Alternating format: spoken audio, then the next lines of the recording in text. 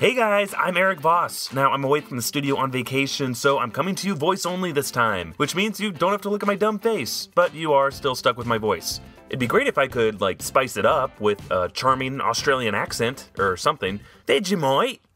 Nope, that's not gonna work. Anyway, a lot of you have been asking about Rogue One, A Star Wars Story, and I wanted to make a quick video to answer one big question. Why are there so many shots in the trailers and promo footage that didn't make it into the final film? And quick spoiler warning here before I go any further. Okay, so there are at least 46 deleted shots from the trailers that did make it in the final film, many of which we dissected like crazy in our past trailer breakdown videos on this channel. And most of these showed an extended sequence on Scarif, with Jen evading a TIE fighter, stormtroopers, and AT-ACTs, or AT-ACs if you're a psycho, on the beach, while holding the stolen Death Star plans, instead of just transmitting them through the antenna like she did in the final version of the movie, and joining Cassian in one final embrace on the beach. So many of you are wondering if there was an alternate ending to Rogue One, and if so, what that alternate ending was. Now, before I get to my theory, I should remind you that last June, weeks after that very first teaser with all those now deleted shots came out, rumors spread about reshoots taking place. Some sources said up to 40% of the film was being reshot, including the film's ending, and that the script's writer, Tony Gilroy, was stepping in to help direct them. But Disney and Lucasfilm downplayed these rumors, saying it was just a few tweaks of people talking in cockpits, and that every major action film these days has reshoots. And that's true. And sometimes movies will put alternate shots in trailers that they never use in the final movie.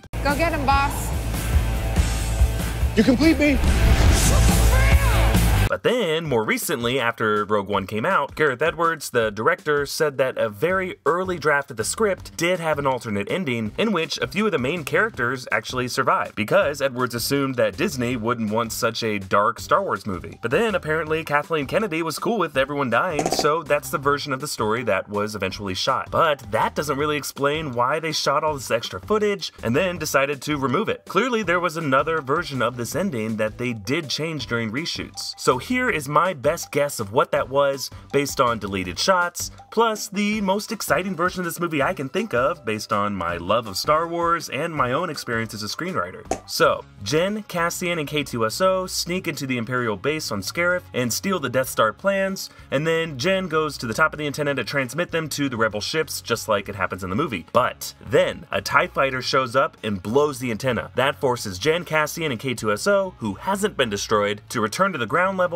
run through the battle, and escape on a ship with the stolen plans to hand them off to the rebels in person. Now, another way this could go, since it seemed like Jen wasn't particularly afraid of that TIE fighter, is that maybe that ship is being piloted by one of her crew, like Bodhi or K2SO, and that's how they get the plans up to the rebel ships. And that would make sense, like if the shield was still up, maybe they could have used the TIE fighter to sneak out. Either way, we know there must have been more going on the planet's surface from these deleted beach shots. So my guess is there was originally a longer escape sequence out of the base and into the battlefield, perhaps leading to a beach showdown against Krennic, who we saw trudging through a bunch of floating dead stormtroopers in the trailer. And regardless, I think characters like Bodhi, Baze, and Chirrut were always going to die in this battle. And then, I think that originally there was another final sequence that we didn't see, with Jen and maybe a few others flying up to the Rebel flagship with the stolen plans in person. So like, Jen hands them off to a random Rebel soldier, and he's like, "Why are you handing me a floppy disk?" And Jen's like, "It's a stolen Death Star plans." And he's like, "How do you know that?" And she's like, "Because my dad named them after a nickname he gave me. Shut up, just hand this off to your boss, asshole." And then, whoosh.